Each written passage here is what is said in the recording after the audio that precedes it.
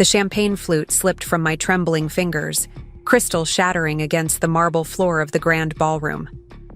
200 guests turned their heads in perfect unison, their conversations halting mid-sentence as every eye in the room locked onto me. The bride, radiant in her $1,000 gown, looked down at the sparkling mess at my feet and let out a theatrical sigh that carried across the silent room like a blade. "Well," Victoria said, her voice dripping with practiced sweetness, "I suppose we should have expected something like this. Some people just don't know how to behave at elegant events." Her perfectly manicured hand gestured dismissively in my direction as she turned to the cluster of bridesmaids surrounding her. "It's so embarrassing when people can't rise to the occasion. Before we jump back in, tell us where you're tuning in from, and if this story touches you, make sure you're subscribed, because tomorrow I've saved something extra special for you." The word hung in the air like smoke. Embarrassing. "My son." Daniel stood frozen beside her, his face pale, his mouth slightly open as if he wanted to speak but couldn't find the words. The photographer continued snapping pictures, capturing what would surely become the most painful moment of what was supposed to be a celebration of love. I felt the heat rise in my cheeks as whispers rippled through the crowd like wildfire. I bent down slowly, my arthritic knees protesting, and began picking up the larger pieces of glass with hands that wouldn't stop shaking.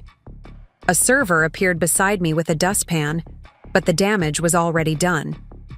In one careless moment, I had become the spectacle at my own son's wedding, the mother who couldn't hold a simple glass of champagne, the woman who didn't belong in this world of crystal chandeliers and imported orchids. My name is Eleanor Catherine Walsh, and I am 67 years old. I have silver hair that refuses to stay in place no matter how much hairspray I use, hands permanently stained with soil from my garden, and a voice that has grown softer with age and disappointment. I raised my son Daniel in a modest 2-bedroom house on Maple Street in Cedar Falls, Iowa, where the biggest excitement was usually the annual Corn Festival and Friday night football games at the high school. I never imagined I would find myself standing in the opulent Riverside Country Club in Chicago, surrounded by people whose jewelry cost more than my annual income. But here I was, watching my only child marry a woman who had just made it crystal clear that I was nothing more than an unwelcome reminder of his humble beginnings. The story of how we arrived at this moment begins 3 years ago, when Daniel first mentioned Victoria during one of our weekly phone calls. He had moved to Chicago after college to work at a prestigious marketing firm, and his voice carried an excitement I hadn't heard since he was a boy unwrapping Christmas presents. "Mom, I met someone," he had said, his words tumbling over each other in his enthusiasm. "Her name is Victoria Pemberton, and she's incredible. She's smart, beautiful, sophisticated. She went to Northwestern, and her family owns this amazing estate in Lake Forest. I think you're really going to love her." I remember setting down my teacup and smiling into the phone, genuinely happy to hear the joy in my son's voice. After his father left us when Daniel was only 8 years old, it had been just the two of us against the world. I had worked 2 jobs to put Daniel through college, cleaning offices at night and working as a seamstress during the day, my fingers bleeding from pinpricks and my back aching from hunching over sewing machines for hours on end. Every sacrifice had been worth it to see Daniel graduate summa cum laude and land his dream job in the city. He deserved love, happiness, and all the wonderful things life had to offer. If this Victoria could give him those things, then I was prepared to love her like the daughter I had never had. The first time I met Victoria was during Daniel's birthday weekend 6 months later. She had driven down to Cedar Falls in a sleek, black BMW that looked completely out of place parked in front of my little house with its peeling paint and crooked mailbox. I had spent days preparing, cleaning every surface until it gleamed, baking Daniel's favorite chocolate chip cookies from scratch, and even splurging on fresh flowers from the grocery store to make the house feel more welcoming. When she stepped out of that car, I was struck by how beautiful she was. tall and willowy with perfectly styled blonde hair and clothes that probably cost more than my monthly mortgage payment. She moved with the kind of confidence that comes from never having to worry about money or wonder if you belong somewhere.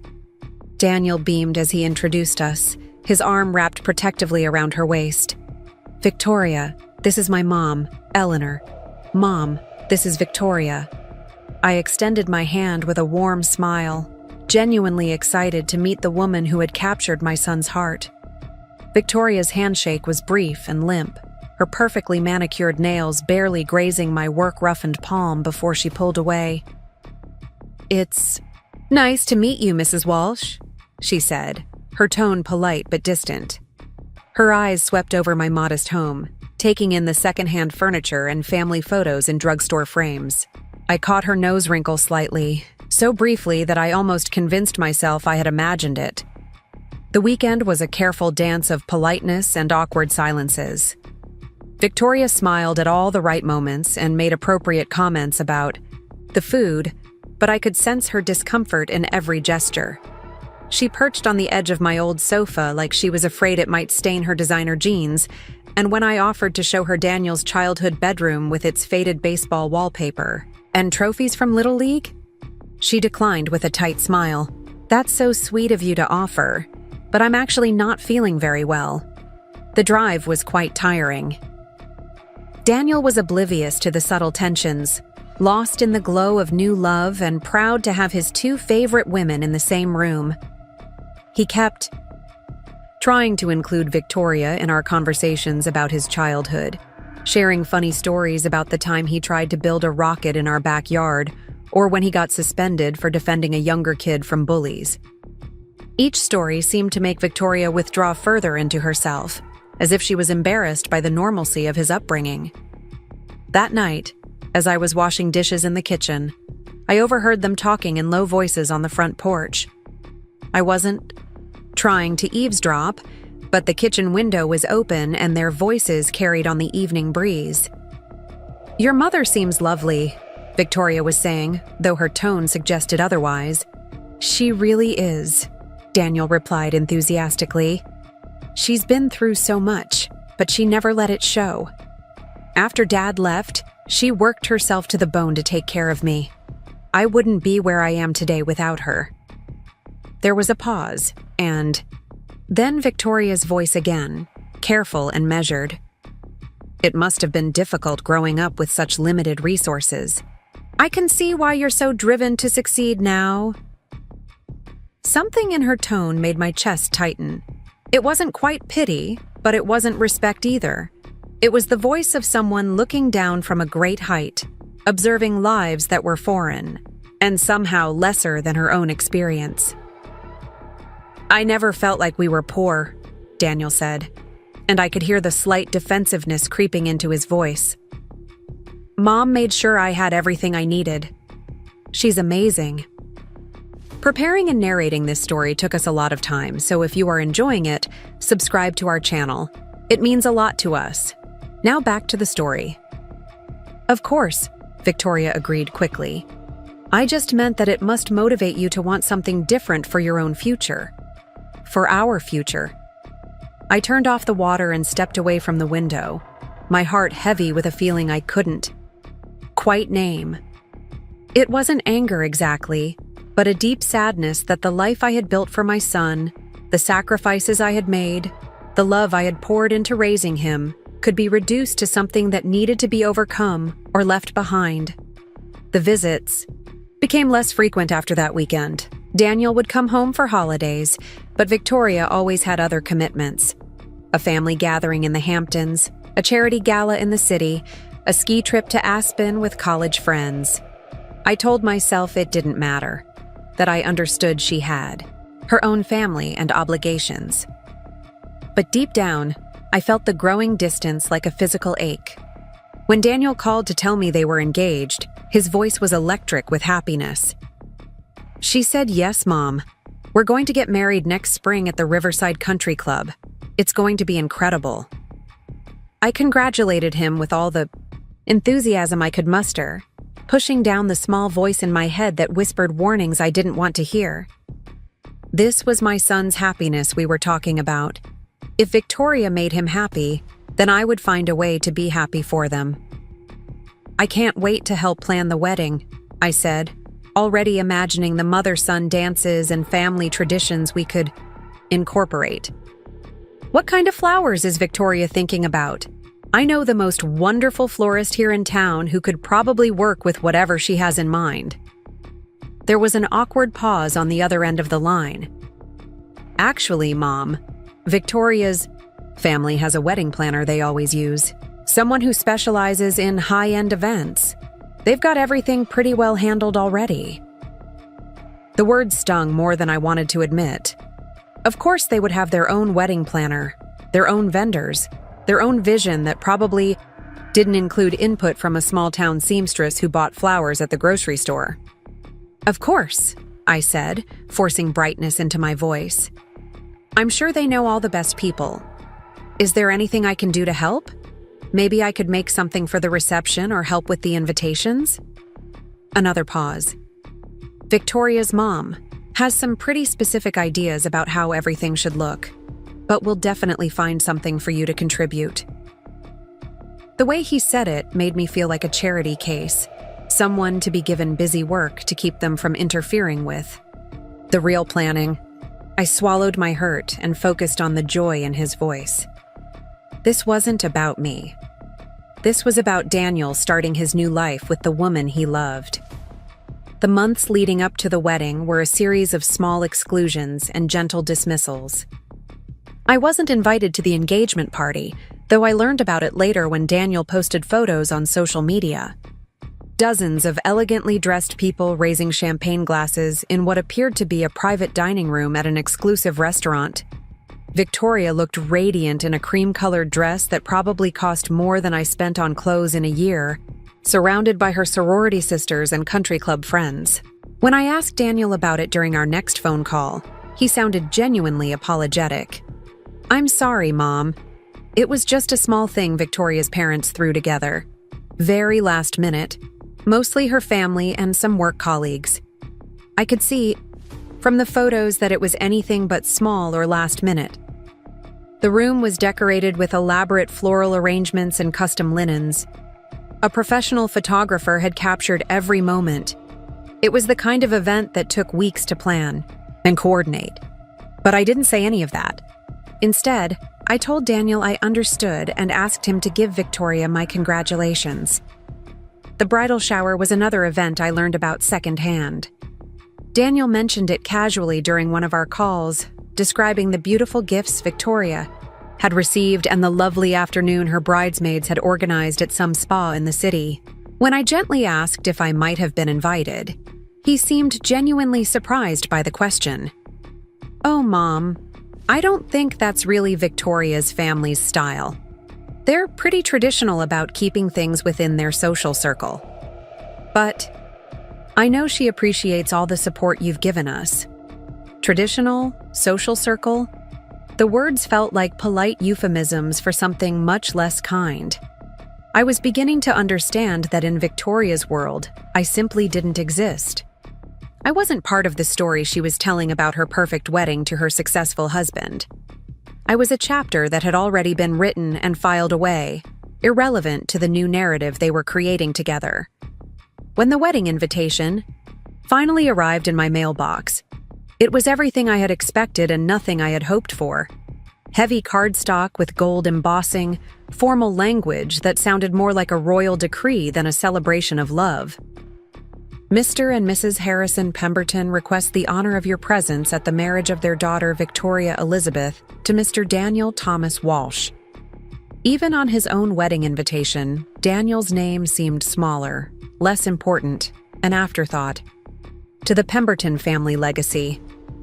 There was no mention of me anywhere on the invitation. No acknowledgement that Daniel had a mother who had raised him, loved him, sacrificed for him. In the traditional format, it should have read, son of Mrs. Eleanor Walsh, but even that small recognition had been omitted. I was invisible, erased from my own son's wedding announcement. The dress shopping expedition was my last hope for some kind of inclusion in the wedding preparations. When Daniel called to say that Victoria had graciously offered to help me find something appropriate to wear, I felt a flutter of optimism. Maybe this was her way of extending an olive branch, of including me in the feminine rituals that surround a wedding. We met at an upscale boutique in downtown Chicago, the kind of place where the sales associates sized you up the moment you walked through the door. Victoria was already there when I arrived, looking effortlessly chic in a tailored blazer and designer jeans. She greeted me with the same distant politeness I had grown accustomed to, air kissing beside my cheek without actually making contact. "Eleanor, so good to see you. I thought we could find you something elegant that would photograph." "Well," the sales associate, a thin woman with severe black hair and an expression that suggested she had been interrupted from more important tasks, led us to a section of the store that might charitably be called Mother of the Bride, but felt more like attempting to camouflage middle-aged disappointment. The dresses were universally unflattering. Boxy jackets in institutional beige, shapeless shift dresses in forgettable navy, garments designed to make older women disappear into the background of their children's important moments. Victoria nodded approvingly at each successive horror, murmuring things like very age-appropriate and perfect for your coloring. When I tentatively suggested a dress in a soft lavender that actually had some shape and style, Victoria's smile tightened almost imperceptibly. "I'm not sure that shade works with our color palette. We're going for something more neutral for the family photos." Neutral, another word that meant invisible. I ended up with a shapeless dress in mushroom gray that made me look like exactly what Victoria wanted me to be, a non-entity. Someone who could stand in the family photos without drawing attention away from the real stars of the event. As we left the boutique, Victoria linked her arm through mine in a gesture that might have seemed affectionate to any observers. "I'm so glad we could do this together, Eleanor. It's important to Daniel that you feel included." Feel included. Not actually be included, but simply feel as if I was. The distinction was subtle but cutting. I was being managed, handled, given just enough attention to prevent my son from noticing how thoroughly I was being marginalized. The week before the wedding, Daniel called with excitement bubbling in his voice. "Mom, I have amazing news. Victoria's dad has offered me a promotion at his investment firm. Senior vice president, my own office. A huge salary increase. Isn't that incredible?" I should have been thrilled for him. This was everything Daniel had worked toward, the success and recognition he deserved. But something cold settled in my stomach as I listened to him describe his bright future in the Pemberton family business. "That's wonderful, sweetheart," I managed. "You've earned it." The best part is that Victoria and I won't have to worry about money anymore. We can buy that house in Lake Forest we've been looking at, start thinking about having kids. Her dad says there's no limit to how far I can go in the company. No limit, as long as he continued to transform himself into the man Victoria's family wanted him to be. As long as he left behind the parts of himself that didn't fit their vision of success. As long as he forgot where he came from and who had helped him get there. I hung up the phone and sat in my quiet kitchen, surrounded by the photos and memories of the life Daniel and I had built together. 24 years of packed lunches and scraped knees, bedtime stories and homework help, piano recitals and baseball games. 24 years of loving him with every fiber of my being, of making his dreams my own purpose. And now, on the eve of his wedding, I finally understood that none of it mattered. I was being written out of his story, erased as cleanly as pencil, marks on paper. The woman who had raised him was no longer suitable for the man he was becoming.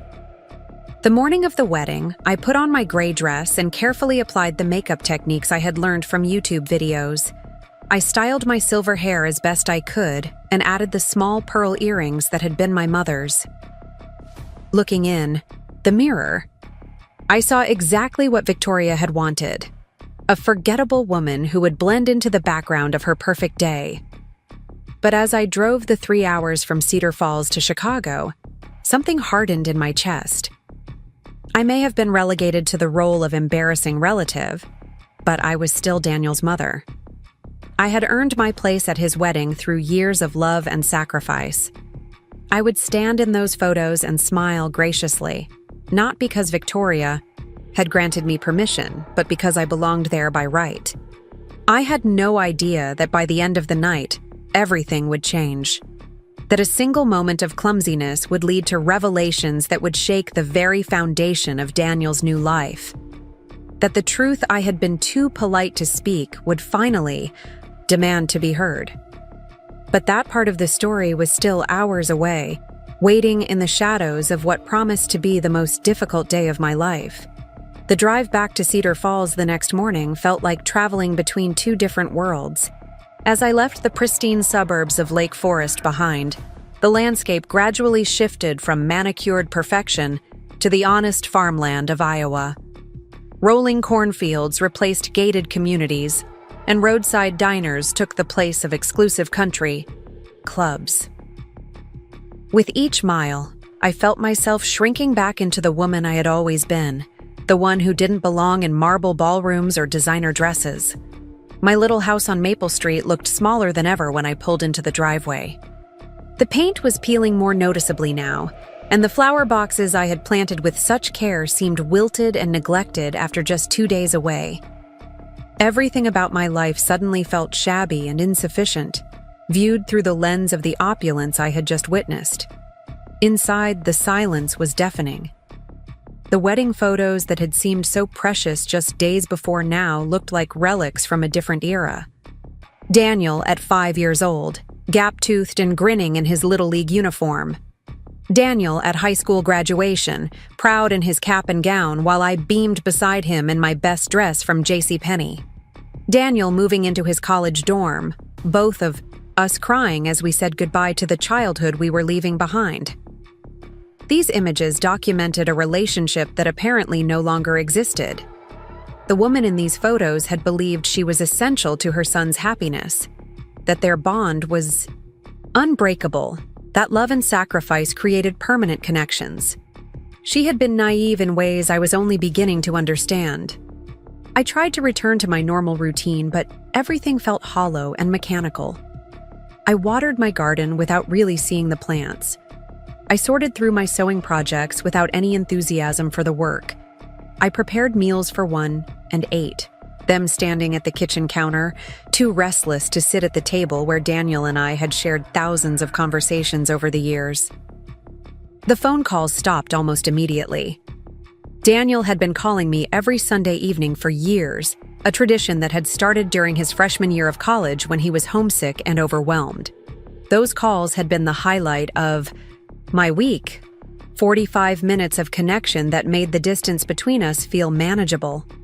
The first Sunday after the wedding, I sat by the phone all evening, jumping every time it rang only to discover it was a telemarketer or wrong number. By 10 o'clock, I finally accepted that he wasn't calling. Maybe he was busy with honeymoon preparations or exhausted from the wedding celebrations. There would be reasonable explanations. The second Sunday was harder to rationalize away. By the third Sunday, I understood that our weekly tradition had died along with whatever remained of our relationship. The silence wasn't an oversight or a scheduling conflict. It was a choice.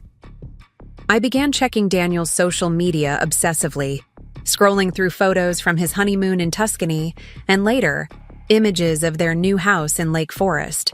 Victoria documented their perfect life with the skill of a professional curator. Artfully arranged breakfast tables on their marble kitchen island. Designer furniture positioned just so in rooms with soaring ceilings and floor-to-ceiling windows. Garden parties with beautiful people holding champagne flutes and laughing at jokes I would never understand. Daniel appeared in these photos as a supporting character in Victoria's narrative. He was always impeccably dressed, always smiling, always surrounded by the kind of people he had never known before her. In one particularly painful image, he was playing tennis at what appeared to be a private club, wearing whites that probably cost more than I spent on groceries in a month. The caption read, "My husband fitting right in with the Lake Forest crowd." Fitting right in. The phrase stuck in my mind like a splinter. This was what Victoria had wanted all along, for Daniel to fit seamlessly into her world as if he had always belonged there. The rough edges of his upbringing had been polished away, the evidence of his modest beginnings carefully erased. I found myself driving past the high school where Daniel had played baseball, remembering the countless games I had attended, cheering from the bleachers in whatever weather Iowa threw at us. The coach had said Daniel had natural talent but lacked the confidence that came from professional training. We couldn't afford private lessons or elite summer camps, so he made do with community league teams and hand-me-down equipment. He had been happy then, genuinely happy in a way that had nothing to do with expensive clothes or exclusive clubs. He loved the game for its own sake, not because it connected him to the right sort of people. When had that changed? When had authentic joy been replaced by the performed happiness I saw in Victoria's carefully curated photos? The isolation was suffocating. Cedar Falls had always been a small town where everyone knew everyone else's business. But now, I felt like a ghost drifting through familiar places. At the grocery store, former neighbors would ask politely about Daniel's wedding, their voices bright with the kind of forced enthusiasm reserved for topics that made people uncomfortable. I saw the photos on Facebook, Mrs. Henderson from the next street over said while we waited in the checkout line. "Such a fancy affair. You must be so proud." I smiled and nodded, offering the appropriate responses, while inside I felt like I was lying about my own life. Yes, it was beautiful. Yes, Victoria looked lovely. Yes, we're all very happy. The words tasted like ash in my mouth. Even worse were the women who had known me for decades, who remembered the struggles of raising Daniel alone and had witnessed firsthand the sacrifices I had made. Their sympathy was well-intentioned, but devastating in its accuracy. "I'm sure it's hard, having him so far away now," said Linda Morrison, who had been my neighbor when Daniel was small. "Different when they get married, isn't it? Especially to someone from such a different background." Different background. Everyone could see what I had been trying not to acknowledge. Daniel hadn't just married Victoria. He had married into a world that had no place for women like me. Linda understood. This because she had raised her own children on teacher's salary and hand-me-down clothes. She recognized the particular pain of watching your child ascend to heights that left you behind. The worst part was the mail.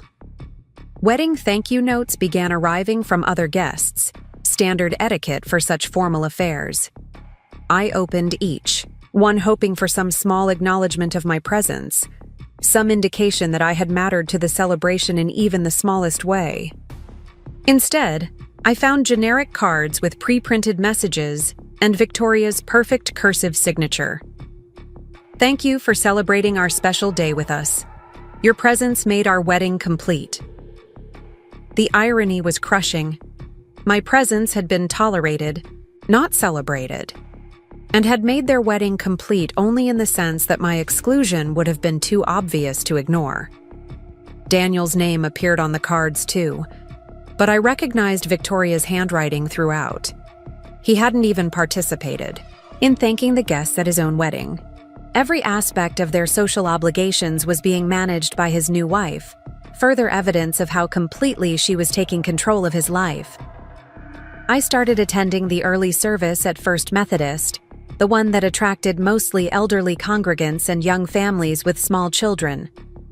The later service drew the more prominent members of the community, people who might ask uncomfortable questions about Daniel's wedding or offer sympathy I wasn't ready to accept. Sitting in the back pew, listening to hymns I had sung since childhood, I tried to find comfort in familiar rituals, but even here, surrounded by the faith that had sustained me through divorce and financial struggles and single motherhood, I felt adrift. The God I had always believed in was supposed to reward love and sacrifice, to honor the bonds between parents and children. Yet here I was, more alone than I had ever been, despite decades of putting Daniel's needs before my own. Pastor Williams approached me after service one Sunday, his kind face creased with concern. He was a gentle man in his 60s who had known our family since Daniel was in middle school. Eleanor, I've been thinking about you since I heard about Daniel's wedding.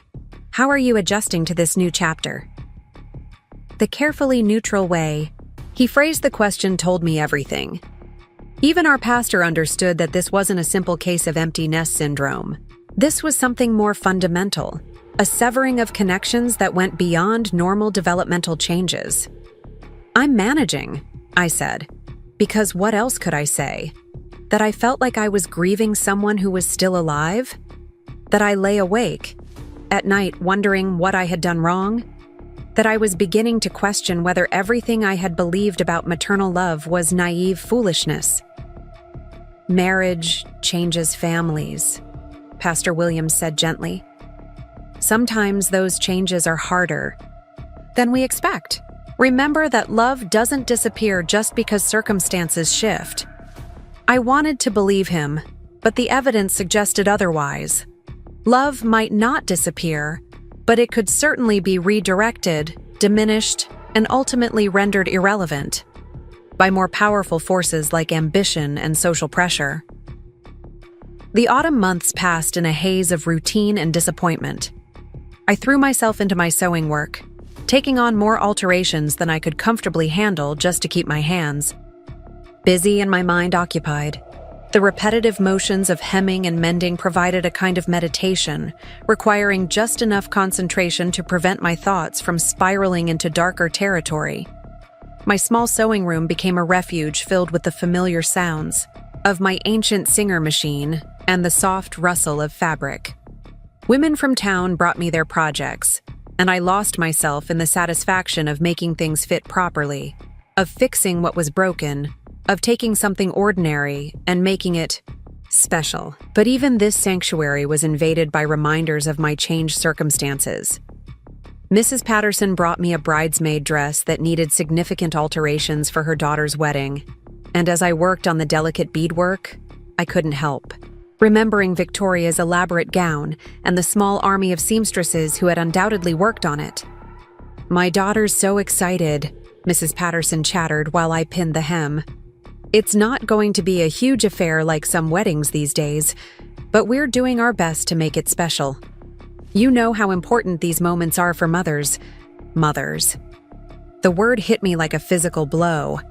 I had been excluded from the most important moment in my son's life, relegated to the role of embarrassing relative who had to be managed rather than celebrated. The traditional mother-son moments that should have been mine had been stolen by Victoria's need for perfection and control.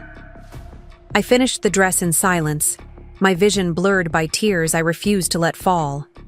When Mrs. Patterson left, clutching the altered dress and bubbling with excitement about her daughter's upcoming celebration, I sat alone in my sewing room and finally admitted the truth I had been avoiding for months. I was never going to get my son back. The realization hit me with the force of a physical blow, doubling me over with grief so intense it felt like my chest was caving in. All my hopes for reconciliation, all my rationalizations about temporary adjustments and new marriage dynamics, all my faith that love would eventually triumph over social pressure crumbled in that moment. Daniel was gone. Not dead, but lost to me just as surely as if he had vanished from the earth. The boy I had raised, the young man I had sacrificed everything for, the person who had been my whole world for 24 years no longer existed. In his place was a stranger who wore expensive clothes and attended charity galas and pretended to have always belonged in a world that required my erasure for his acceptance. The tears came then, great heaving sobs that I couldn't control or contain. I cried for the mother-son relationship that had been my greatest joy and proudest achievement. I cried for the grandchildren I would never really know, who would grow up thinking of me as some distant figure from their father's past. I cried for the naive woman I had been, who believed that love was enough, that sacrifice created permanent bonds, that being a good mother guaranteed a place in your child's life. Most of all, I cried for the crushing understanding that everything I had built my identity around was gone. For 24 years, I had been Daniel's mother first, and everything else second. Every decision I made was filtered through the question of what was best for him. Every sacrifice was justified by his happiness and success.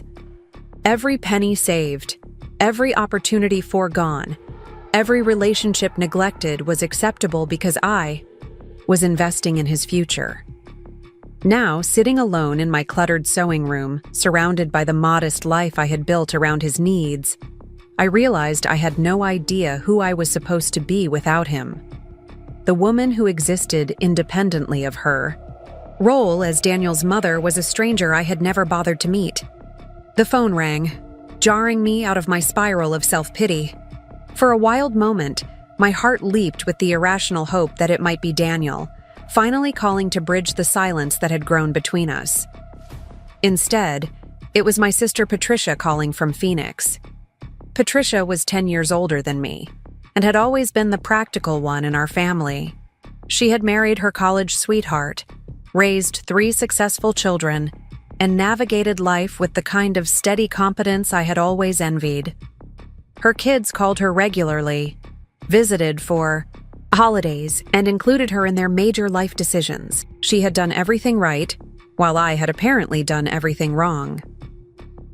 "I've been thinking about you since the wedding," she said without preamble. Patricia had never been one for social niceties. "How are you holding up?" The genuine concern in her voice broke down what remained of my composure. Through tears and hiccuping sobs, I told her everything. The systematic exclusion from wedding planning, the overheard conversation about phasing me out, the broken champagne glass and Victoria's cruel comments, the silence that had followed. I confessed my fears about never seeing future grandchildren, my confusion about what I had done wrong, my terror of spending the rest of my life alone. Patricia listened without interrupting, letting me purge months of accumulated pain and disappointment. When I finally ran out of words, she was quiet, for a long moment before speaking. "Eleanor, honey, this isn't about what you did wrong. You raised a good boy who became a successful man. Sometimes success comes with a price, and sometimes that price gets paid by the people who made the success possible." Her words offered a perspective I hadn't considered. Maybe this wasn't a failure on my part, but a consequence of Daniel's transition into a world that valued appearance over authenticity, connections over character. Maybe I wasn't being rejected for my inadequacies, but for my inconvenient authenticity. But what am I supposed to do now? I asked, my voice small and lost. How do I build a life when everything I cared about is gone? "You start by remembering that you had a life before Daniel, and you can have one after him too," Patricia said firmly. "You're 67 years old, not 97. You have years ahead of you that could be filled with things that matter to you, not just things that matter to someone else." The conversation with Patricia planted a seed that would take months to grow, but it marked the beginning of a slow shift in my thinking. Maybe the question wasn't how to get Daniel back, but how to build something meaningful from what remained of my life. Winter arrived early that year, blanketing Cedar Falls in snow that made everything look clean and new. I spent long evenings by my fireplace, reading books I had put aside for years while focusing on Daniel's needs. I rediscovered authors I had loved in college, lost myself in stories that had nothing to do with my own complicated reality. Slowly, very slowly, I began to remember pieces of the woman I had been before motherhood consumed my identity. I had been an English major with dreams of teaching or maybe writing. I had loved art museums and foreign films and long conversations about books and ideas. I had been curious about the world beyond Cedar Falls, interested in travel and culture and experiences that had nothing to do with Little League schedules or parent-teacher conferences. That woman felt like someone I had known in another lifetime, but traces of her remained buried under decades of maternal devotion. As the snow fell and the year wound toward its close, I began to wonder if it might be possible to excavate those buried parts of myself and build something new from what I found. The holidays passed without a word from Daniel. No Christmas card, no phone call, no acknowledgement of the traditions we had shared for decades. I spent Christmas Day alone for the first time in my adult life, eating a small turkey dinner and watching old movies while snow fell outside my windows. It should have been the loneliest day of my life, and in many ways it was. But there was also something strangely liberating about not having to perform holiday cheer or pretend that everything was fine. I could acknowledge my sadness without trying to protect anyone else from it. As the new year approached, I made a decision that would have seemed impossible just months earlier. I was going to stop waiting for Daniel to remember that he had a mother who loved him. I was going to stop checking my phone for calls that never came and my mailbox for letters that would never arrive. I was going to stop organizing my emotional life around the hope that he would eventually choose me over the world that required my absence for his acceptance. Instead, I was going to try to remember who Eleanor Walsh had been before she became Daniel's mother, and who she might become if she stopped defining herself by relationships that no longer existed. It was a terrifying prospect, like jumping off a cliff without knowing if there was water below. But staying where I was, suspended in hope and disappointment, felt like a different kind of death. At least falling meant moving forward. On New Year's Eve, as fireworks lit up the sky over Cedar Falls and neighbors celebrated with champagne and resolutions, I sat in my quiet house and made a promise to myself. I would spend the coming year learning to love the life I actually had, instead of mourning the life I thought I was supposed to have. I had no idea how to begin, but I was finally ready to try. The transformation didn't happen overnight. There were still mornings when I woke up reaching for my phone to check for messages that hadn't come. Still evenings when I caught myself setting 2 places at the dinner table out of habit. The muscle memory of motherhood died hard, and grief had its own timeline that couldn't be rushed or rationalized away. But gradually, almost imperceptibly, I began to reclaim pieces of myself that had been dormant for decades. I enrolled in a watercolor class at the community center, something I had always wanted to try but never had time for when Daniel's needs took priority. My first attempts were clumsy and frustrating, but there was something deeply satisfying about creating something purely for my own pleasure. I joined a book club at the library, diving into contemporary fiction and memoir with women who had their own stories of loss and reinvention. We met twice a month in the library's community room, drinking coffee from paper cups and debating plot points and character motivations with the intensity of graduate students. These women became my first new friends in years, relationships that had nothing to do with my role as someone's mother. Most surprisingly, I began to travel. Small trips at first, weekend excursions to nearby cities to visit museums or attend concerts. I had never traveled alone before, and the first solo hotel stay felt impossibly lonely and strange. But gradually, I discovered the unexpected pleasure of setting my own schedule, of lingering in front of paintings that spoke to me without worrying about someone else's impatience. I took a week-long trip to Santa Fe, staying in a small bed and breakfast and spending my days exploring art galleries and hiking trails in the high desert. The landscape was unlike anything I had ever experienced, vast and austere and beautiful, in ways that had nothing to do with the manicured prettiness of Victoria's perfect world. Sitting on a ridge overlooking the city as the sun set behind distant mountains, I felt something I hadn't experienced in years: peace. Not the absence of sadness, but the presence of something larger than my personal disappointments. The world was enormous and complex and full of beauty that existed independent of my relationship with my son.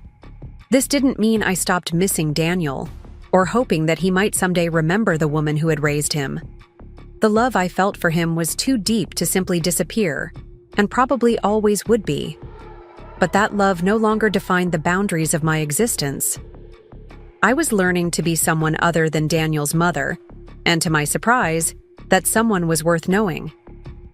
The letter arrived on a Tuesday in March, nearly a year after the wedding.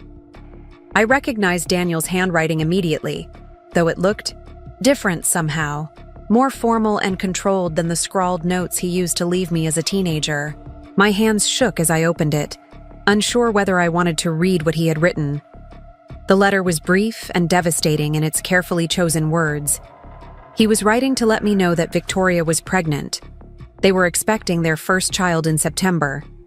He thought I should know, though he wasn't sure what role I would play in the baby's life given the geographical distance and different lifestyles. Different lifestyles. Another euphemism for the unbridgeable gap between his new world and my old one. He closed by saying he hoped I was well, and that maybe we could figure out some kind of arrangement for occasional visits once the baby was older. Some kind of arrangement. As if my relationship with my grandchild was a business deal to be negotiated, rather than a bond to be celebrated. As if I was a potentially disruptive influence who needed to be managed and contained, rather than a grandmother who had love to offer. I read the letter 3 times before setting it aside, unsure whether to laugh or cry at the casual cruelty of its tone. This was how Daniel saw me now. A logistical problem to be solved, a remnant from his past that required careful handling to avoid contaminating his perfect present. But something had changed in me during the long months of learning to live without him. The woman who would have been devastated by this letter, who would have spent weeks analyzing every word for hidden hope or meaning, was no longer the woman I was becoming. Instead, I felt a strange sense of clarity. This letter had finally made explicit what I had been trying not to see for over a year. Daniel had made his choice, and it wasn't me. Victoria's family had succeeded in their goal of erasing me from his life, and he had been a willing participant in his own transformation. I could spend the rest of my life grieving what I had lost, or I could choose to celebrate what I had found in the process of letting go. For the first time in decades, my life belonged entirely to me. No one else's needs or expectations or definitions of success could touch the peace I was slowly building in the spaces Daniel had left behind. That evening, I wrote him back. My letter was even briefer than his, but infinitely more honest. Dear Daniel, congratulations on your pregnancy. I hope you and Victoria will be very happy. I won't be making any arrangements for visits. A grandchild deserves grandparents who are wanted and welcomed, not tolerated as an inconvenience. I love you and always will, but I'm done accepting scraps of affection from people who see my love as an embarrassment. I hope someday you remember who you used to be and who helped you become the man you are. Until then, I wish you all the happiness your new life can provide. Love, Mom. I mailed it the next morning without reading it again, knowing that second guessing would only weaken my resolve. It was the last letter I would ever write to my son, and it felt like both an ending and a beginning. The months that followed were the quietest of my adult life, but they were also the richest.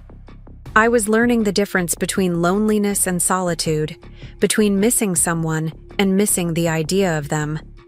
I was discovering who Eleanor Walsh was when she wasn't trying to be anyone else's version of the perfect mother. And slowly, surprisingly, I was finding that person worth knowing.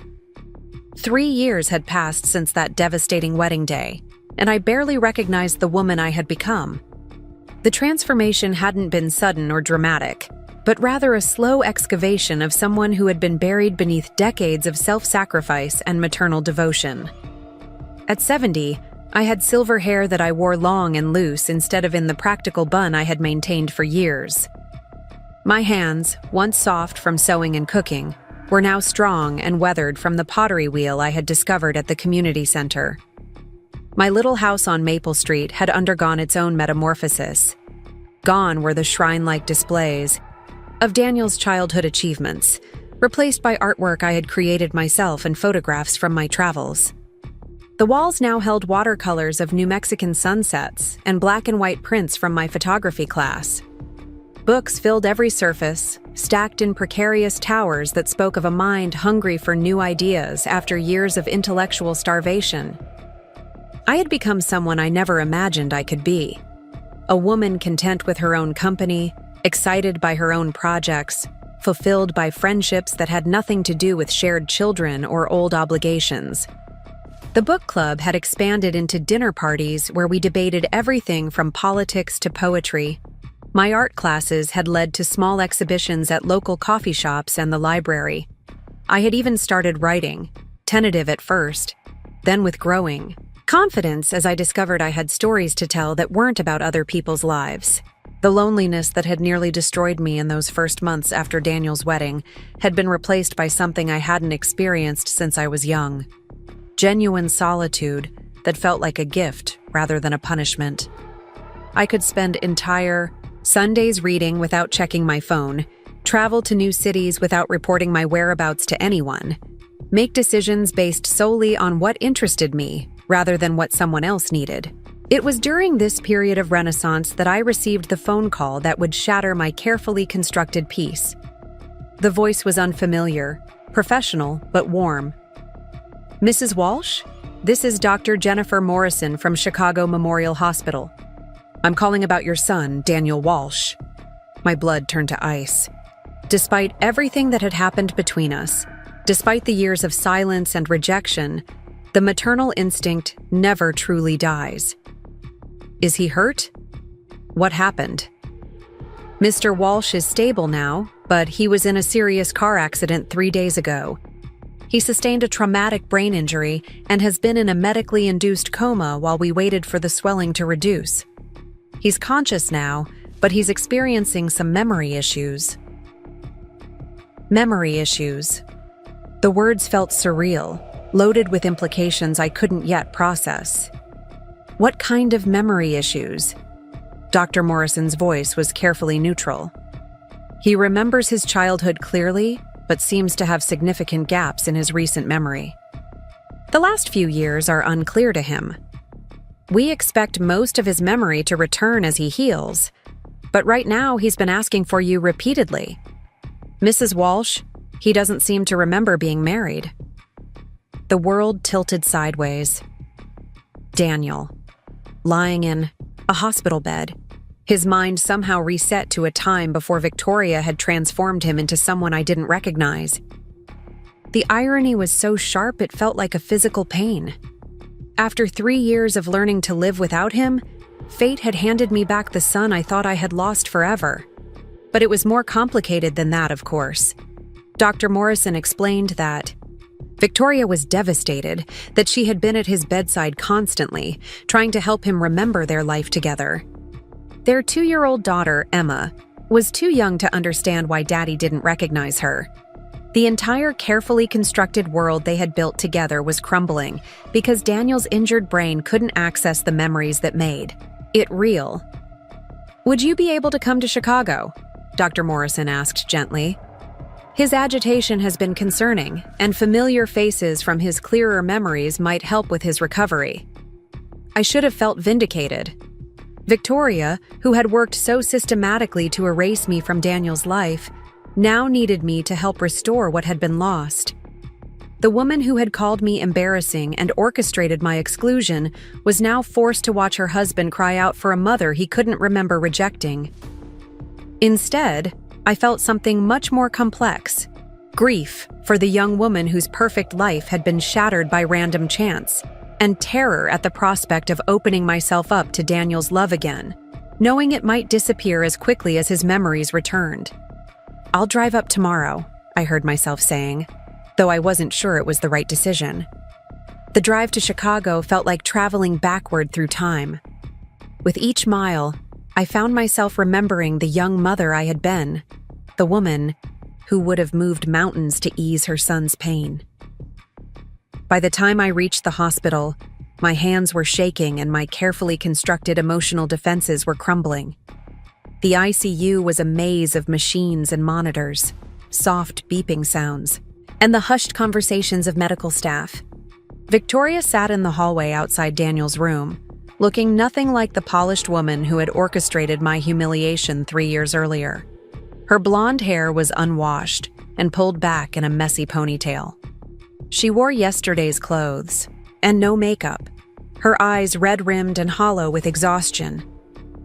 When she saw me walking down the hall, her face crumpled completely. "Eleanor, thank God you came." The use of my first name, spoken with genuine gratitude instead of barely concealed disdain, was so jarring that I almost stopped walking. This was not the Victoria who had called me embarrassing at her wedding reception, who had systematically excluded me from every meaningful moment of their relationship. This was a frightened young mother watching her world collapse around her. "He doesn't remember me," she said, her voice breaking. "He looks at me like I'm a stranger. When I try to show him pictures of our wedding, of Emma, he gets agitated and keeps asking why I'm lying to him. He says he would never marry someone like me." Someone like me. The phrase hung in the air between us, loaded with all the class, distinctions and social barriers that had once seemed so important to Victoria's family. In his injured state, Daniel's mind had apparently reverted to a version of himself that recognized those barriers as obstacles rather than aspirations. "The doctors say familiar faces and voices might help trigger his memory," Victoria continued. "He's been asking for you constantly. He wants to know why you haven't visited him." The knife twisted deeper. Even in his confused state, Daniel expected his mother to be there when he needed her. He couldn't understand why the woman who had never missed a day when he was sick as a child would be absent during the most frightening experience of his adult life. "Can I see him?" I asked quietly. Victoria nodded and led me to the door of his room. Through the window, I could see Daniel lying in the hospital bed, looking younger and more vulnerable than he had in years. Machines monitored his vital signs, and a bandage covered much of his head, but his eyes were open and alert. "Daniel?" Victoria said softly as we entered. "Your mom is here." He turned toward me, and the smile that spread across his face was the same one I remembered from his childhood, unguarded and full of love. "Mom, finally. I was starting to think something had happened to you." The words hit me like a physical blow. In his mind, I was still the center of his world, the person he turned to in crisis, the woman whose absence would be unthinkable during his time of need. He had no memory of the years of silence, no recollection of choosing Victoria's world over mine, no awareness of how completely he had written me out of his life. "I'm here now," I managed, moving to his bedside and taking his hand. His fingers closed around mine with desperate strength. "This lady keeps saying she's my wife," he said, gesturing toward Victoria with confusion. "But Mom, you know I would never marry someone like her. She's not like us. She doesn't understand anything about real life." Victoria flinched as if she had been slapped. These were probably echoes of things Daniel had said years ago when they first started dating. Observations about class differences that he had learned to suppress as he adapted to her world. Now, with his social filters damaged, his unvarnished, thoughts were spilling out with devastating honesty. "She has a little girl who she says is mine," Daniel continued, his voice growing more agitated. "But I would remember having a child, wouldn't I? I would remember getting married. This doesn't make sense." I looked across the bed at Victoria, who was struggling not to cry. Her perfect life had been built on Daniel's willingness to transform himself, to suppress the parts of his identity that didn't fit her family's vision. Now that transformation had been erased, leaving her face to face with the man he had been before he learned to want what she offered. "The doctors say your memory will come back," I said gently, though I wasn't sure I believed it myself. "You were in an accident. Your brain needs time to heal." "But you'll stay, won't you?" Daniel asked, his voice carrying the same note of anxiety it had held when he was 8 years old and afraid his father might leave again.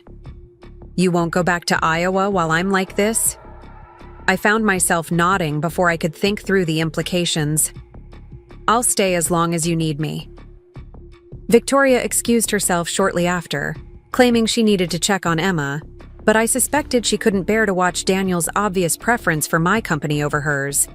For 3 years, she had been the center of his world, the woman whose needs and desires shaped every decision he made. Now she was relegated to the role of confused stranger, while his mother reclaimed her place as his primary emotional connection.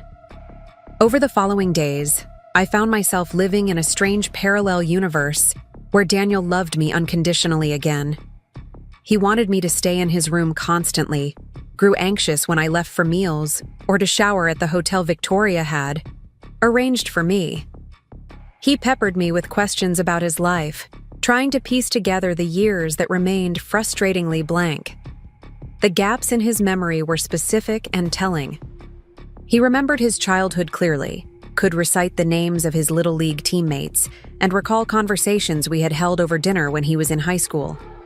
He remembered college in vivid detail, including his struggles with homesickness and our weekly phone calls.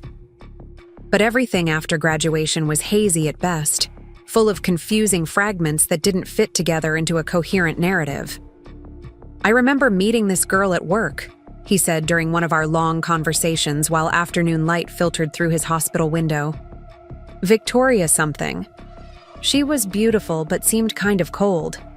I remember thinking she looked at me like I was some kind of project." The observation was so accurate and so damning that I had to look away. Daniel's younger self had seen exactly what Victoria was doing, but somewhere along the way, he had allowed himself to be convinced that her project was worth submitting to. "I remember her parents," he continued, his forehead creasing with effort. "They had this huge house and acted like I should be grateful they were talking to me. The father offered me some kind of job, but I thought it was weird. Why would you want to work for your girlfriend's dad?" That was the detail that broke my heart completely. In his original state, Daniel had recognized the trap that Harrison Pemberton's job offer represented.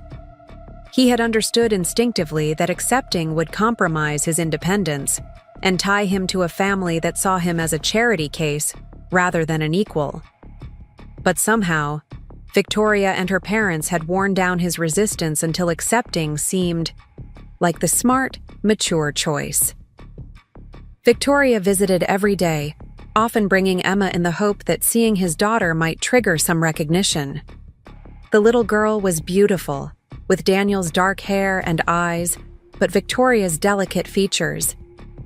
She was shy around this stranger who was supposedly her father, clinging to her mother and watching Daniel with the wariness of a child who sensed something was wrong.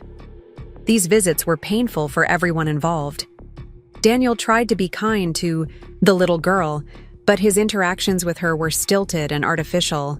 He had no emotional connection to this child who shared his DNA but none of his memories. Victoria watched these failed encounters with increasing desperation, as if she could will him to remember through sheer force of need. The most devastating. Moments came when Victoria would try to share memories of their life together, showing him photos from their wedding or their honeymoon, describing holidays they had celebrated or friends they had made together. Daniel would study these images with the detached interest of someone looking at pictures of strangers. "This doesn't feel like my life," he said after one particularly difficult session where Victoria had brought a wedding album. "I mean, I can see that it's me in the pictures, but it's like watching someone else's movie." "But it is your life," Victoria insisted, her voice tight with desperation. "We've been married for over 3 years. We have a home together, friends, a whole life we've built." Daniel shook his head slowly. "The man in these pictures isn't me. Look at him." He pointed to a photo of himself in a tuxedo, standing with Victoria's family at some formal event. "He's wearing a costume, pretending to be someone he's not. I would never choose to be around people like that." People like that. The casual dismissal hit Victoria like a physical blow, and I watched her carefully construct mask finally crack completely. She excused herself quickly, but not before I saw tears streaming down her face. Later that evening, when Daniel was sleeping and the hospital had grown quiet, Victoria found me in the family waiting area. She looked exhausted and defeated, aged, by the stress of watching her perfect life disintegrate in real time. "I need to ask you something," she said, settling into the chair beside me. "And I need you to be honest." I nodded, unsure what was coming. "Did Daniel ever love me?" "The real Daniel. I mean, not the version of himself he became after we got married." The question hung between us like a challenge. This was my chance for revenge, my opportunity to tell Victoria exactly what I thought of her systematic campaign, to erase me from my son's life. I could have described the conversations Daniel and I used to have about feeling pressured to change, about his discomfort with her family's expectations, about his growing distance from his own values and identity. Instead, I found myself thinking about the young woman sitting beside me, whose world was collapsing just as completely as mine had 3 years earlier. Victoria was experiencing her own version of losing Daniel, watching the man she had married disappear just as I had watched my son transform into someone I didn't recognize. "I think he loved the idea of you," I said finally. "The life you represented, the possibilities you offered. But I'm not sure he ever loved you for who you actually were, just like I'm not sure you ever loved him for who he actually was." Victoria was quiet for a long moment, absorbing the truth we had both been avoiding. "His parents offered him that promotion right after we got engaged," she said quietly. "I thought it was wonderful, that it would give us the financial security to build the life I wanted. But now I wonder if it was just another way to control him." The admission surprised me. Victoria had always presented their life as a fairy tale, a perfect love story between two people who were meant to be together. But apparently, even she had recognized the coercive elements that had shaped their relationship. "Maybe the accident is a gift," she continued, her voice barely above a whisper. "Maybe this is his chance to choose differently, to become the person he was meant to be instead of the person we all pressured him to become." The wisdom in her words was unexpected and devastating. Victoria was essentially suggesting that losing the Daniel she had married might be worth it if it meant he could find his authentic self again. It was the kind of selfless love I hadn't thought her capable of. "What about Emma?" I asked gently. "What about your life together?" Victoria's smile was heartbreaking in its sadness. "Emma deserves a father who chose to be her father, not someone who was manipulated into a life he never really wanted. And I deserve to be loved for who I am, not resented for what I represent." Over the following weeks, as Daniel's physical health improved but his memories remained stubbornly absent, Victoria began making arrangements to rebuild her life. She moved back in with her parents temporarily, giving Daniel space to figure out who he wanted to be without the pressure of maintaining relationships he couldn't remember choosing. The decision was presented as temporary, a practical arrangement while Daniel recovered, but we all understood it was really the beginning of the end of their marriage. Victoria was choosing to release him rather than fight for a relationship built on versions of themselves that no longer existed. Daniel's reaction to this news was complex. Part of him seemed relieved to be free of obligations he couldn't understand, but part of him felt guilty about the pain his condition was causing an innocent woman and child.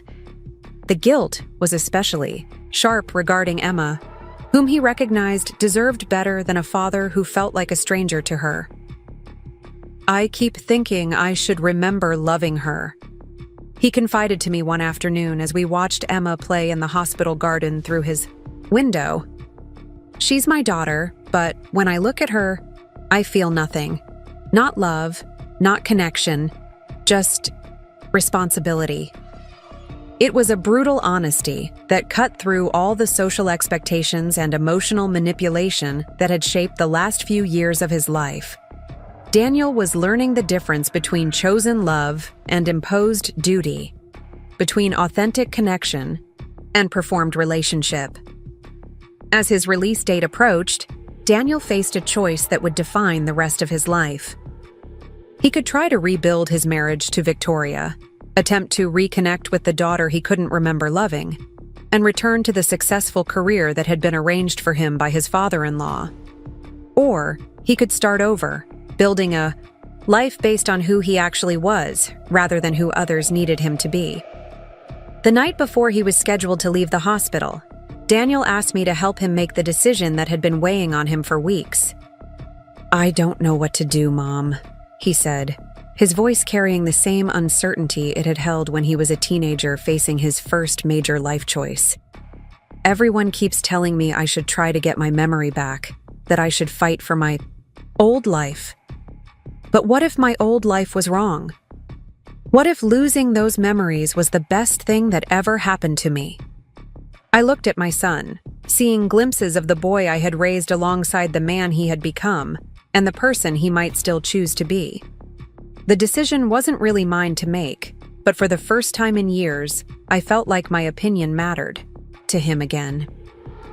"I think," I said carefully, "that you should choose the life that feels true to who you are now, not who you were pressured to become.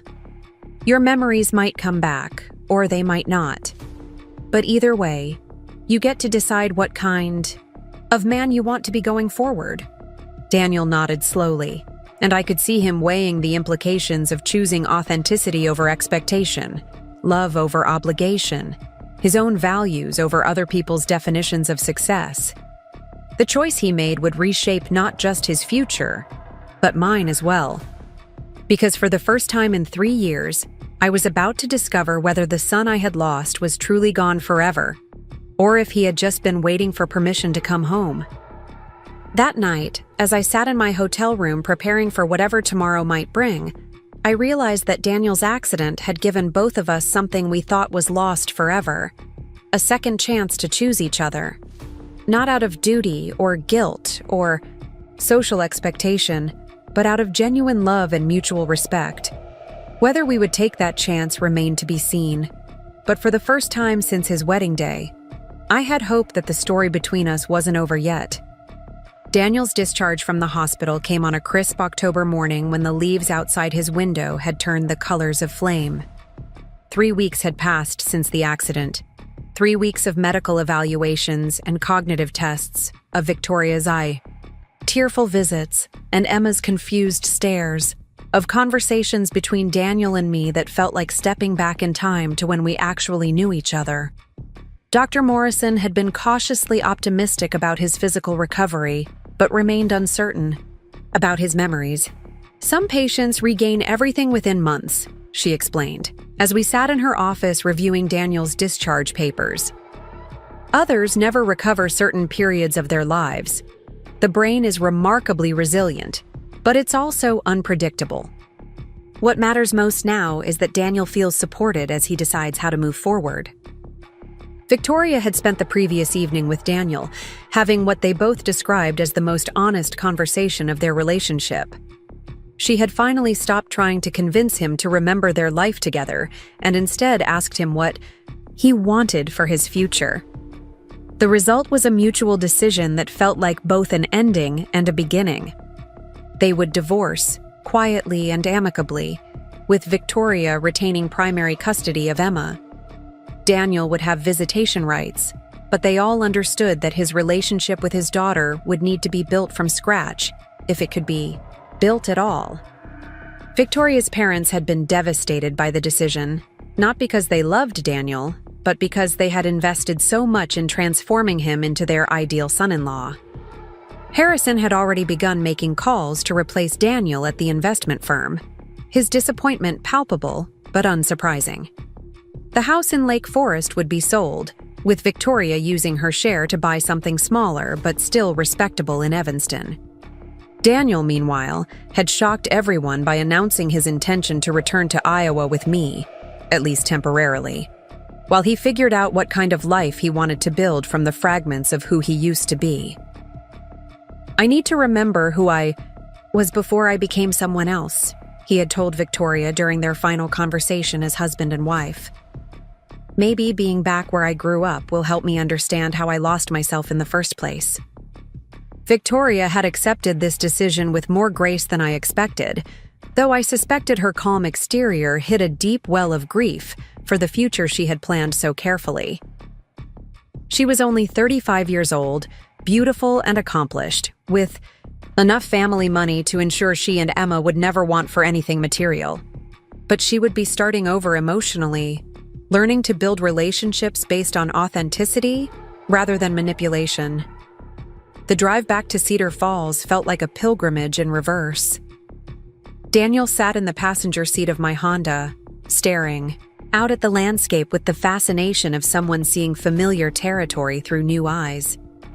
He remembered these roads from childhood trips to visit his grandmother, but the context was different now. Then, he had been a boy excited about adventure and homemade cookies. Now, he was a 32-year-old man fleeing from a life that had never really fit him. "It looks smaller than I remembered," he said as we passed through the outskirts of town, noting the new shopping centers and chain restaurants that had sprouted up during his absence. "Everything looks smaller when you come back as an adult," I replied. "But sometimes smaller can feel like home in ways that bigger never could." The house on Maple Street had been my refuge for 3 years, the place where I had learned to live alone and discovered who I was beyond my role as Daniel's mother. Now, suddenly, it was being transformed back into a family home, though the family it housed was different from the one that had originally lived there. Daniel moved slowly through the rooms, touching surfaces and examining photographs with the careful attention of an archaeologist studying artifacts from a lost civilization. The pictures of his childhood were triggers for vivid memories, but the few photos from his adult years before the accident felt like looking at documentation of someone else's life. "I can't believe I let you take down all my baseball trophies," he said, standing in what had been his bedroom and was now my art studio. The walls were covered with my watercolors and photographs from my travels, evidence of the life I had built in his absence. "You didn't let me do anything," I said gently.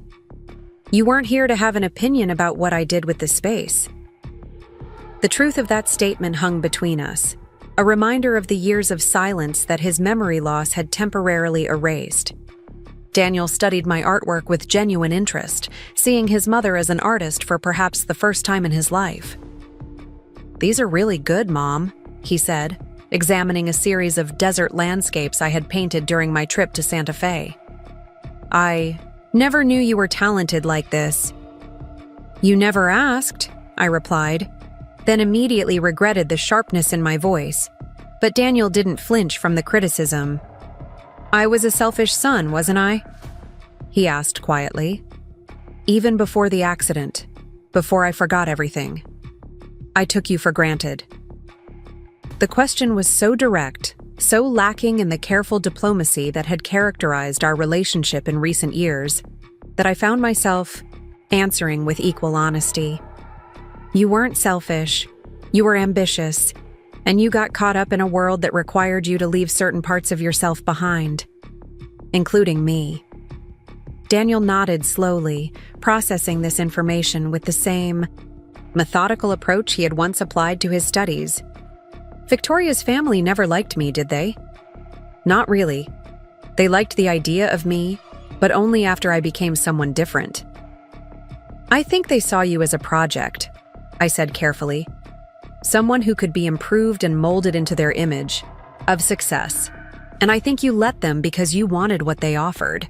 But it wasn't real," Daniel said, and there was wonder in his voice, as if he was discovering something profound. "None of it was real. The job, the house, the friends, even the marriage. It was all performance." We spent the afternoon setting up the guest room for him. A space that had been purely decorative for years suddenly needed to function as a bedroom again. As we made the bed with sheets that still smelled like the lavender sachets I kept in the linen closet, Daniel asked, the question I had been dreading, "Will you tell me about the wedding? About what happened between us?" I had hoped his memories might return gradually, sparing both of us the pain of revisiting that awful day. But Daniel's direct approach to rebuilding his understanding of his life meant confronting even the most difficult truths. So I told him everything, about the systematic exclusion from wedding planning, about the champagne glass and Victoria's cruel comments, about the conversation I had overheard revealing their family's plan to phase me out of his life. I described the years of silence that followed, the gradual acceptance that I had lost him to a world that required my absence for his acceptance. Daniel listened without interrupting, his face growing more troubled with each revelation. When I finished, he sat quietly for several minutes, staring at his hands. "I'm sorry," he said finally, and his voice carried the weight of genuine remorse. "I'm sorry I let them turn me into someone who could hurt you like that. I'm sorry I chose their approval over your love." The apology was more than I had ever expected to receive, but it also raised complicated questions about responsibility and identity. Was this the same Daniel who had rejected me, or was his memory loss so complete that he was essentially a different person? Could someone apologize for actions they couldn't remember taking? "You don't need to apologize for things you can't remember," I said gently. "But I do remember the person I used to be," Daniel replied. "The boy you raised, the values you taught me. That person would never have treated you the way I apparently did. So either I forgot who I was long before the accident, or I chose to become someone I shouldn't have been." The insight was remarkable in its clarity. Daniel was recognizing that his transformation hadn't begun with the brain injury, but had been a gradual process of abandoning his authentic self in pursuit of external validation. The accident had simply stripped away the layers of artificial identity to reveal what remained underneath. The first weeks of Daniel's return to Cedar Falls were a delicate dance of rediscovery. He applied for a position at the local high school teaching business and economics, subjects he had mastered during his brief corporate career, but could now approach from a perspective grounded in community rather than profit. The salary was a fraction of what he had earned at Harrison's investment firm, but it came with something his previous job had lacked, a sense of purpose that aligned with his values. He rented a small apartment downtown, insisting on maintaining his independence, even as we rebuilt our relationship. "I need to prove to myself that I can stand on my own," he explained. "Not leaning on you, not propped up by Victoria's family, just me figuring out who I am and what I want." The teaching position suited him perfectly. His students responded to his genuine interest in their lives and futures, and his colleagues appreciated his lack of pretension. He coached the debate team and volunteered for the financial literacy program, finding satisfaction in work that contributed to his community rather than simply generating wealth for already wealthy people. Slowly, carefully, we began rebuilding our relationship on a foundation of mutual respect rather than obligation. Daniel would come for dinner twice a week, not because he felt he should, but because he enjoyed our conversations. We discovered shared interests that had been buried under years of him trying to become someone else and me trying to be the perfect mother to that artificial person. He started joining my book club, bringing a perspective that challenged and enriched our discussions. He took photography classes at the community center, developing an eye for capturing the subtle beauty of small-town life that he had once been eager to escape. Most surprisingly, he began writing, documenting his experience of losing and rediscovering himself in essays that were both heartbreaking and hopeful. The relationship wasn't without its complications. Daniel struggled with guilt over Emma, whom he visited monthly but could never quite connect with emotionally. Victoria remained gracious about these visits, but they were painful for everyone involved. Emma was too young to understand why her father seemed like a different person, and Daniel couldn't force feelings that simply weren't there. "I know I should love her," he confided to me after one particularly difficult visit. "She's an innocent child, and biologically she's my daughter. But when I look at her, I see evidence of choices I made that led me away from who I really was." It was a brutal honesty that spoke to larger questions about parenthood and authentic emotion. Could someone choose to love a child they felt no natural connection to? Was Emma better off with a father who was present out of duty, or would she benefit more from his honest absence? These were questions without easy answers, but Daniel approached them with the same methodical introspection he applied to every aspect of his reconstructed life. He entered therapy, not to recover his lost memories, but to understand how he had lost himself in the first place. He read extensively about identity and authenticity, trying to build a philosophical framework for the choices he was making. Meanwhile, I was facing my own challenges as our relationship evolved. After 3 years of learning to live independently, of building an identity separate from motherhood, I had to resist the temptation to make Daniel's needs my primary focus again. The boy who had returned to me was wonderful, but I couldn't afford to lose myself in caring for him the way I had before. This led to some of our most honest conversations about family dynamics and maternal devotion. Daniel recognized that part of his original transformation had been a reaction against feeling suffocated by my complete dedication to his success. He needed to know that I had my own life, my own interests, my own identity beyond being his mother. "I don't want to be your whole world again," he said one evening as we walked through the park where he had played as a child. "It's too much responsibility, and it's not fair to either of us." His words might have hurt the woman I used to be, but they were exactly what I needed to hear. Daniel was choosing to love me as I actually was rather than as the idealized mother figure he had rejected. The relationship we were building was healthier and more sustainable than what we had lost. Spring arrived early that year, and with it came news that would test the strength of our rebuilt relationship. Victoria was getting remarried to a man she had met through friends who shared her social background and understood the world she came from without needing to be transformed to fit into it. Emma would have a stepfather who could love her without reservation, and Victoria would have a husband who chose her for who she was rather than what she could offer. Daniel's reaction to this news was complicated.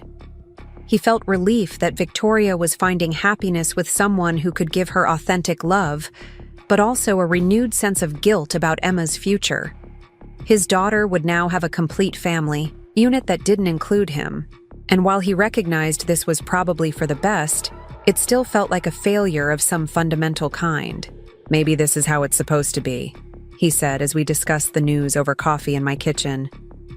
"Emma gets a real family, Victoria gets a husband who actually wants the life she offers, and I get to figure out who I am without trying to be someone else's ideal." The wedding, when it happened, was a small, intimate affair that stood in stark contrast to the elaborate production Victoria had orchestrated for her marriage to Daniel.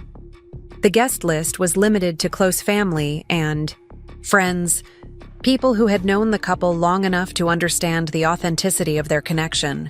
Daniel wasn't invited, which was appropriate but still stung slightly. I sent a card, a gesture that surprised everyone, including myself. But my feelings toward Victoria had evolved from resentment to something approaching sympathy. She had been young and naive when she fell in love with the idea of transforming Daniel, not understanding that real love doesn't require fundamental changes in the beloved. Her mistakes had been devastating, but not malicious, born from inexperience rather than cruelty. The summer Daniel turned 33, almost exactly a year after his accident, he made a decision that felt like the final step in his journey, back to himself. He bought a small house 3 blocks from mine, a modest bungalow with good bones and a yard perfect for the garden he wanted to plant. "I'm not moving back home," he clarified as we walked through the empty rooms, our voices echoing off the bare walls. "I'm choosing to stay home. There's a difference." There was indeed a difference, and it mattered enormously. Daniel wasn't retreating to familiar territory out of fear or failure. He was choosing a life that aligned with his values, in a place where he could contribute meaningfully to his community while maintaining the relationships that actually mattered to him. The house became a project that brought us together without making us dependent on each other. I helped him choose paint, colors, and advised on landscaping, but the decisions were ultimately his. He asked for my opinion but not my approval, a distinction that reflected the healthier dynamic we had developed. Daniel's first dinner party in his new home was a small gathering that perfectly captured who he had become. The guests included his favorite students and their parents, colleagues from the high school, members of our book club, and a few old friends from college who had driven over from Des Moines.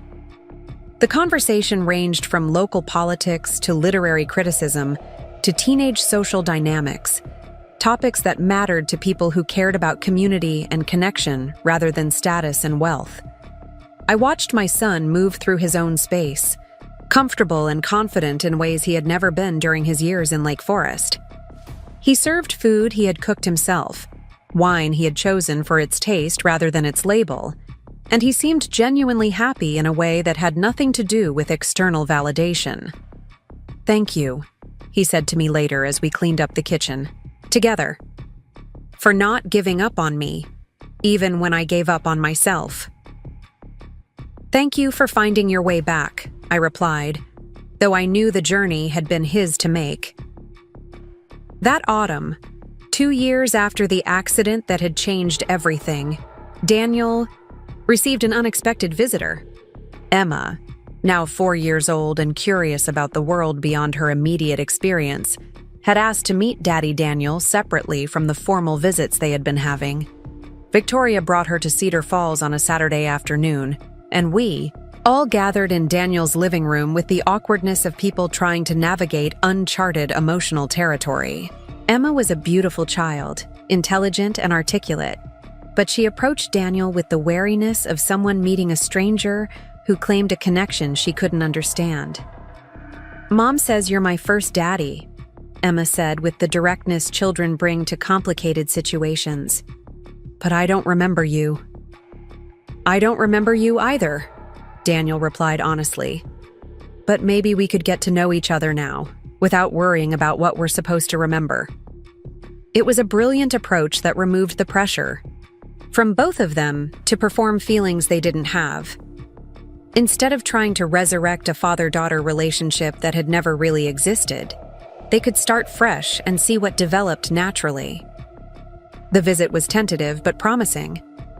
Emma was curious about Daniel's house, his books, his garden. He showed her his photographs and let her help him bake cookies, activities that had no history but created new memories. By the end of the afternoon, she was calling him Daniel instead of Daddy, a distinction that felt honest and appropriate. "Would it be okay if I visited Daniel sometimes?" Emma asked her mother as they prepared to leave. "Not because I have to, but because I want to." Victoria agreed, and arrangements were made for occasional visits that would be treats rather than obligations. Emma would come to Cedar Falls when she wanted to, not according to a custody schedule, and she would leave when she was ready. The relationship, if it developed at all, would be built on genuine affection rather than legal requirements. As I watched this complicated family navigate their unconventional arrangement, I was struck by how much healthier it seemed than the artificial constructions that had previously defined their relationships. Daniel was free to be himself. Victoria was married to someone who actually chose her world. Emma had a stable family environment, and I had a son who valued our relationship enough to nurture it carefully. The path that had led us here had been painful and destructive, but the destination felt like something close to healing. 3 years after the accident, Daniel published his first book, a memoir about losing and finding identity that resonated with readers who had experienced their own versions of transformation and return. The book wasn't a bestseller, but it found its audience among people who understood the difference between becoming someone else's ideal and discovering your authentic self. The publication party was held at the local bookstore, a modest affair that reflected Daniel's values and priorities. His students came, along with colleagues and friends from our community. Victoria sent a thoughtful note congratulating him on his achievement, and even Harrison Pemberton surprised everyone by ordering a copy, though he never shared his thoughts about its contents. I stood in the back of the room, watching my son read from his work to an audience that appreciated both his honesty and his courage. This was the man I had raised, finally confident enough to show himself to the world without apology or artifice. The journey had been longer and more painful than anyone could have anticipated, but it had led him home to himself.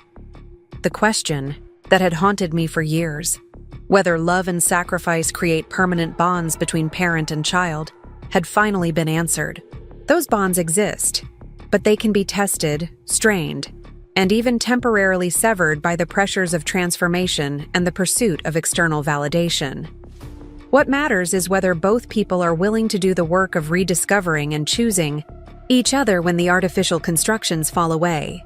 Daniel and I had found our way back to each other not because of obligation or guilt, but because we genuinely enjoyed the people we had become. Our relationship was stronger for having been broken and rebuilt on a foundation of mutual respect, rather than assumed connection. As the evening wound down and the last guests said their goodbyes, Daniel walked me to my car under a sky full of stars that seemed brighter in Cedar Falls than they had ever been in Lake Forest. "I love you, Mom," he said, and the words carried a weight they had lacked for years. "Not because I'm supposed to, but because I choose to." "I love you too," I replied, meaning it in ways I had forgotten were possible. The woman who had stood, humiliated in a marble ballroom, dismissed as embarrassing by a daughter-in-law who saw her as an obstacle to perfection, was gone. In her place was someone stronger, more independent, and more worthy of love precisely because she no longer needed it to define her worth. Sometimes the greatest gift we can give our children is the freedom to lose us completely, so they can discover whether they actually want to find us again. Daniel had made that choice, and so had I. And the relationship we had built from the ruins of what came before was more precious than anything we had lost. The road back home is never straight, but sometimes the detours teach us things we never would have learned if we had stayed on the expected path. Daniel's accident had destroyed the life he thought he wanted and revealed the life he actually needed. My years of solitude had stripped away the martyr mother I thought I was supposed to be and uncovered the independent woman I had forgotten I could be. In the end, we had both found our way back to ourselves, and in doing so, we had found our way back to each other. 5 years have passed since Daniel's book was published, and the world looks different from where I sit now in my sunroom, watching the morning light filter through the stained glass panels he installed as a housewarming gift. The colors cast rainbow patterns across the pages of the novel I'm reading, a mystery by an author I discovered during one of my solo trips to Portland last spring. At 75, I have become someone I never imagined I could be. A woman who travels alone, reads voraciously, creates art for the pure joy of it, and loves her son without needing him to complete her. Daniel's house 3 blocks away has become a gathering place for what we jokingly call our chosen family. Every other Sunday, a rotating group of friends, colleagues, and kindred spirits assembles for what started as simple dinners, but has evolved into something resembling a salon. Teachers and farmers, artists and shopkeepers, teenagers preparing for college, and retirees exploring new passions gather around Daniel's kitchen table to debate everything from local school board policies to international literature. These gatherings represent something revolutionary in both our lives: relationships built on genuine affection and shared interests rather than obligation or social expectation. The people who fill Daniel's home are there because they want to be, because they find the conversation stimulating and the company rewarding. No one performs a version of themselves designed to impress others. No one pretends to enjoy discussions that bore them or suppress opinions that might be unpopular. I watch Daniel navigate these evenings with a confidence that still amazes me. He listens more than he speaks, asks thoughtful questions, and manages to make everyone feel heard without dominating the conversation. This is the man I glimpsed in his childhood, but feared had been lost forever during his years of transformation. His authenticity draws people to him in ways his performed sophistication never could. Emma, now 9 years old, has become a regular part of these gatherings when she visits Cedar Falls. The arrangements Victoria and I worked out years ago have evolved into something none of us expected: a genuine friendship between 3 women who share the complicated love of one remarkable child. Emma spends 2 weeks each summer with Daniel and occasional weekends throughout the year, not because a court mandates it, but because she enjoys the freedom and intellectual stimulation she finds in our small town. Her relationship with Daniel has developed into something beautiful and unusual. He isn't her father in any traditional sense, But he has become something equally valuable, a trusted adult who sees her as a complete person rather than a reflection of adult hopes and fears. He challenges her thinking, encourages her curiosity, and provides a perspective on life that complements what she receives from Victoria and her stepfather without competing with it. Daniel teaches me to ask better questions, Emma told me during her last visit, articulating something profound about the gift of intellectual mentorship. Mom and Dad give me answers, but Daniel helps me figure out what I really want to know. Watching them together, I see echoes of the relationship Daniel and I have rebuilt. There is affection without possessiveness, guidance without control, love without obligation. Emma knows she is welcome in Daniel's life, but she also knows she is free to leave without guilt or recrimination. This security paradoxically makes her more likely to stay, to invest in a relationship that honors her autonomy while offering genuine connection. Victoria's second marriage has proven to be everything her first was not. A partnership between equals who share similar backgrounds, values, and visions for their future. James Whitfield understood the world Victoria came from because he was raised in it, but he also understood her need for authentic connection because he had experienced his own journey toward emotional honesty. Their wedding was intimate and joyful, focused on celebrating their genuine love rather than displaying their social status. The transformation in Victoria herself has been remarkable to witness. Away from the pressure to reshape Daniel into her family's ideal, she has relaxed into someone warmer and more genuine than I ever knew she could be. She sends me photographs of Emma's school performances and handwritten notes on holidays, gestures that feel natural rather than obligatory. We will never be close friends, but we have become something more valuable. Women who respect each other's journey and share a commitment to supporting the people we both love. The changes in my own life continue to surprise me. My art has evolved from tentative hobby to serious pursuit, with several pieces now hanging in the Regional Arts Center and a small but growing following for my photography. I travel regularly, often joining groups of women my age who have discovered the freedom that comes with grown children and financial independence. We explore museums in major cities, take photography workshops in national parks, and attend literary festivals where we can discuss books with people who share our passion for ideas. These travels have given me perspective on the provincial world I once thought was too small to contain meaningful life. Cedar Falls is indeed a small town with limited cultural offerings and narrow social possibilities, but it is also a place where neighbors know each other's stories, where contributing to community matters more than accumulating wealth, where people value character over credentials. I chose to stay not because I lack options, but because this is where I can live most authentically. The relationship between place and identity is something Daniel explores in his second book, a collection of essays about rootedness and belonging that grew out of his experiences teaching high school students who feel trapped by small-town limitations. He doesn't romanticize rural life or dismiss the legitimate desires of young people who need bigger cities to fully express themselves.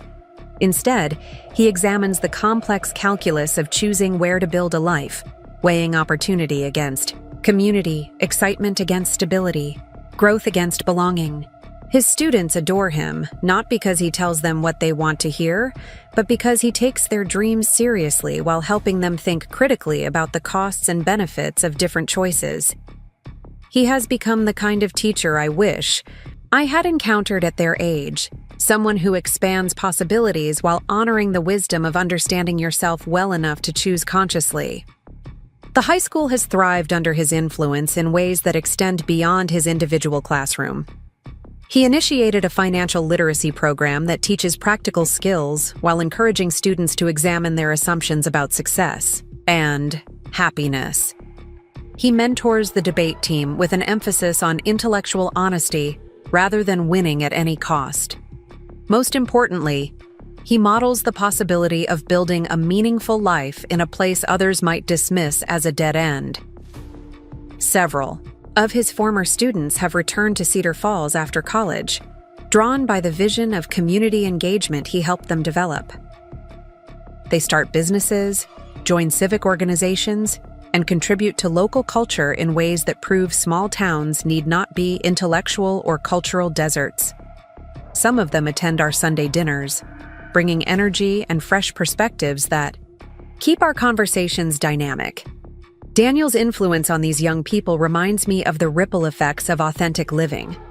When someone chooses to be genuinely themselves, to pursue work that aligns with their values, to build relationships based on mutual respect rather than social convenience, they give others permission to make similar choices. The courage to live authentically is contagious in the best possible way. This doesn't mean our lives are without struggle or disappointment. Daniel still wrestles with questions about his relationship with Emma, wondering if he is doing enough to support her. Development while respecting the boundaries that make their connection sustainable. I occasionally feel the loneliness that comes with aging, the gradual loss of friends and family members who shaped my earlier understanding of the world. But these challenges feel manageable in ways they wouldn't have during my years of desperate dependence on Daniel's approval. I have built a life rich enough to withstand loss, diverse enough to provide multiple sources of meaning and connection. If Daniel disappeared from my life tomorrow, I would grieve deeply, but I would not be destroyed. This security, ironically, makes our relationship stronger because neither of us relates to the other from a place of desperate need. The evolution of my perspective on motherhood has been one of the most profound changes of these recent years. I spent decades believing that good mothers sacrifice everything for their children's success, that maternal love requires complete selflessness, that a woman's worth could be measured by her children's achievements. The cost of these beliefs was nearly devastating. I lost myself so completely in the role of Daniel's mother that I had no independent identity to fall back on when he rejected me. Now I understand that the healthiest gift a mother can give her child is a model of what it looks like to be a complete human being. Children benefit more from seeing their parents pursue their own interests, maintain their own friendships, and take responsibility for their own happiness than from being the sole focus of parental attention. The suffocating devotion I once thought demonstrated love actually communicated the message that I had no life worth living apart from him. Daniel has told me explicitly that my transformation inspired his own journey toward authenticity. Seeing me build a meaningful life after losing him helped him understand that he could survive the loss of Victoria's approval, Emma's confusion, and his father-in-law's disappointment. My example gave him permission to choose his own values over other people's expectations because he had witnessed firsthand that such choices, while difficult, were survivable and ultimately liberating. This reciprocal influence between parent and adult child represents something beautiful about family relationships at their best. We continue to shape each other throughout our lives, not through control or manipulation, but through the power of example and the gift of unconditional acceptance. Daniel and I have given each other permission to be imperfect, to make mistakes, to change course when necessary, and to prioritize our own growth over maintaining comfortable illusions. The community we have built in Cedar Falls serves as an extended family for both of us, providing the kind of support network that many people search for, but few successfully create. When I was hospitalized briefly for pneumonia 2 winters ago, friends from book club took turns staying with me, bringing meals, and managing my correspondence. When Daniel's beloved dog was struck by a car, half the town seemed to appear at T, the veterinary clinic, to offer comfort and practical help. These relationships matter in ways that the superficial social connections of Daniel's Lake Forest years never could. They are based on genuine affection and mutual support rather than networking and status enhancement. People show up for each other not because it advances their social position, but because they care about each other's well-being. The investments we make in community pay dividends in belonging and security that money cannot purchase. Emma has noticed this difference during her visits, often commenting on how relaxed and connected people seem in Cedar Falls compared to the more formal social interactions she observes in her mother's circles. Everyone here seems like they actually like each other, she observed during her last summer visit, articulating something profound about the quality of relationships built on authenticity rather than advantage. This doesn't mean our community is perfect or without conflict. Small towns have their own challenges: gossip, narrow-mindedness, resistance to change, and sometimes stifling conformity.